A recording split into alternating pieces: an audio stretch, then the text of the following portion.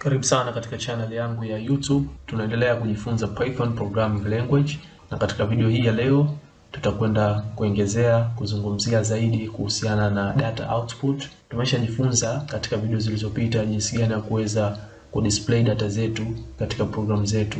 Tuliangalia njia tofauti kwa kupitia hii print function, lakini pia kuna vitu vya ziada ambavyo unaweza kuvitumia ukaweza kucontrol ile data yako ambayo inakuwa inaonekana katika screen yako. Katika hiyo print function kuna vitu ambavyo hatujavidiscuss ambavyo tunahitajika kuvidiscuss kwa sababu vitakusaidia wewe kuweza kuwa na control zaidi ya ile output yako, the way ambavyo itakwenda kudisplay katika screen. Kwa hiyo moja kwa moja leo tutaanza kwa kujifunza kitu cha mwanzo kabisa ambacho ni argument, mojawapo ya baadhi ya argument zinazotumika, ambayo argument hii inakwenda kwa jina la ending Newline, tunaweza kuita hivyo. Kwa moja kwa moja wacha nitengeneze faili hapa ili uweze kunielewa vizuri. Kwa hiyo nitaandika mimi mo_output just jina tu lolote .py. Okay, so tumezoea kikawaida tunavyoprint ujumbe na kuonekana katika screen zetu tunaporun program zetu tunatumia hii print function. Okay, tumezoea kitu kama hichi. Nyingine hapa tunaweza kuweka 1. Okay, tukawa na print function nyingine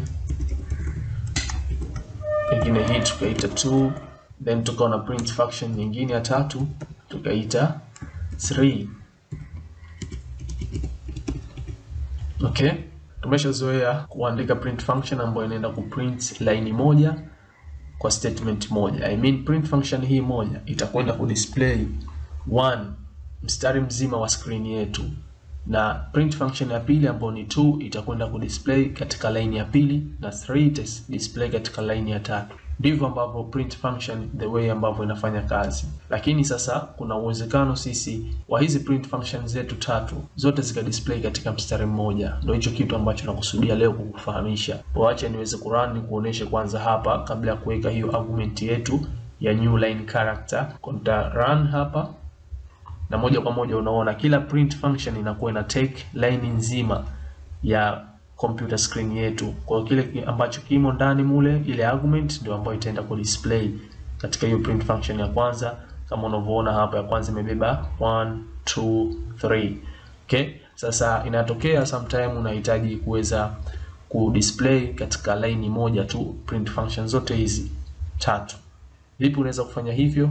Ndio inakuja hiyo issue ya new line character ambao tunatumia hii argument. Utakuja katika print function yako, mfano hii ya kwanza mimi nitaweka comma, then inakuja hiyo new line character ambayo tunaweka end sawa, then unaweka na quote mark kama ni single ama double, yote ile unaweka.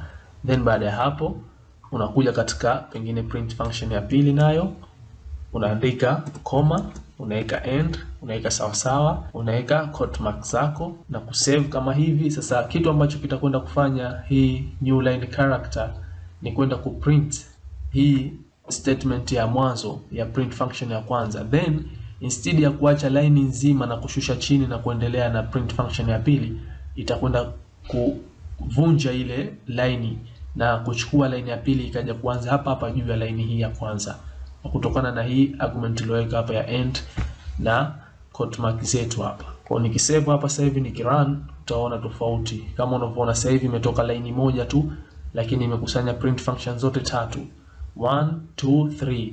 Maana yake hii end inaenda kuvunja ile principle ya kuweza print function kutake line nzima.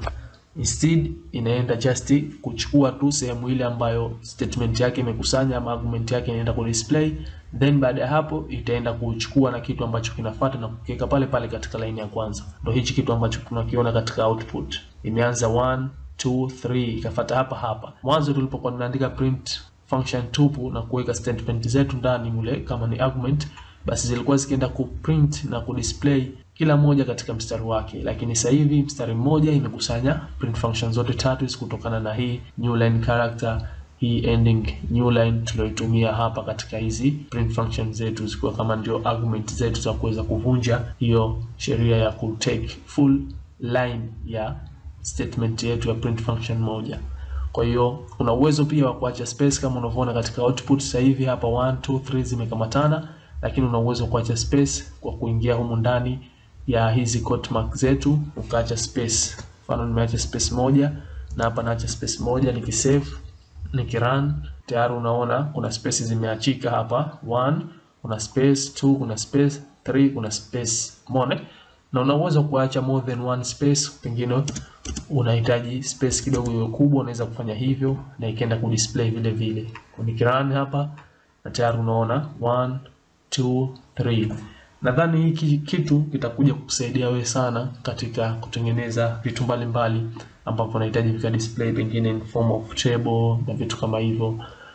Unahitaji line moja tu ndio ambayo itake hiyo print function yako.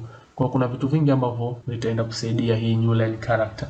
Nadhani umeweza kujifunza kitu hapa na tumeweza kufahamiana vizuri na lile lengo la kuweza kufahamishana hii ending Newline character, the way ambavyo inafanya kazi na ku affect print function yetu the way itakapoenda ku display. So tukutane katika video ambayo itafuata. Kama kuna maoni yoyote unaweza kuniachia katika comment. Kama bado hujasubscribe channel yangu ningeomba subscribe.